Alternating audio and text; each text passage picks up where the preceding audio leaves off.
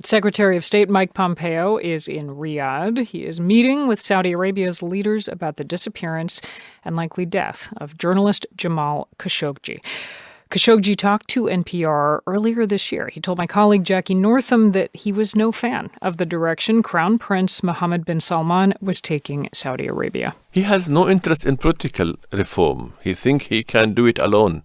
And he doesn't want really any counter opinion or anyone to share those changes in Saudi Arabia with him. Chilling words to hear now from that interview with our international affairs correspondent, Jackie Northam. And Jackie is with me now to talk more about the Crown Prince and whether he's a reformer or not. Hey, Jackie. Hi, Mary Louise. So early on, a lot of people thought that he was headed down the path toward reform. And one of the big things that was cited was his decision to allow, finally, Saudi women to drive. People thought that looked promising. And there were other moves in a similar vein, right? Yeah, that's right. It was just over a year ago when Saudi Arabia announced it would allow women to drive again, and that ban was seen as a clear sign of repression in the kingdom.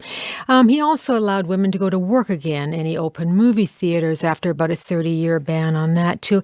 And all of this happened very quickly. At the same time, his face and his name were all over TV and magazines and that.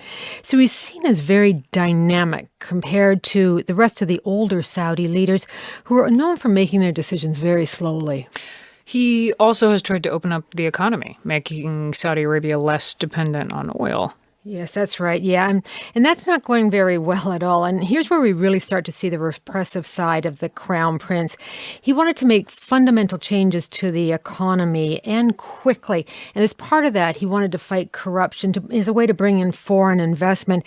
But it was the way that he did it that's become emblematic of how he operates. Instead of using laws and courts, he rounded up more than 200 Saudi businessmen and princes and government ministers, and he held them at the Ritz-Carlton Hotel for more than 3 months until they paid hundreds of millions of dollars to get out.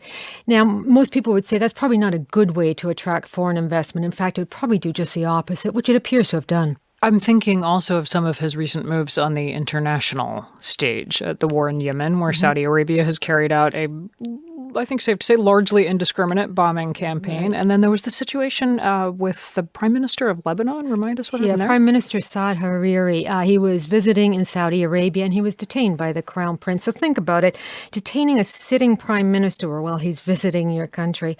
That's helped build him a reputation for being reckless and a bully. And many of the analysts that I've talked to over the past few months thinks this is because he just doesn't think through or recognize the repercussions of what he's doing.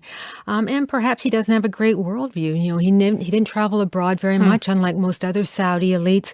And so perhaps he doesn't have a keen sense of geopolitics.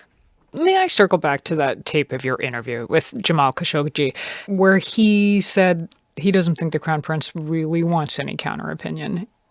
Is the consensus that recent events might be proving that remark prophetic? Well, in fact, actually, over the many months now, he's rounded up religious figures, economists, activists, including those who work to get the female driving ban overturned. And he doesn't tolerate criticism, as you say, and that included from Jamal Khashoggi.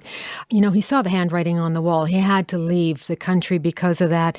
And he had to leave Saudi Arabia to come here. He had to leave Saudi Arabia to come here. And, you know, given what's happened, his suspected murder, we'll have to wait and see whether the Crown Prince's repressive tendencies are even worse than what people were fearing.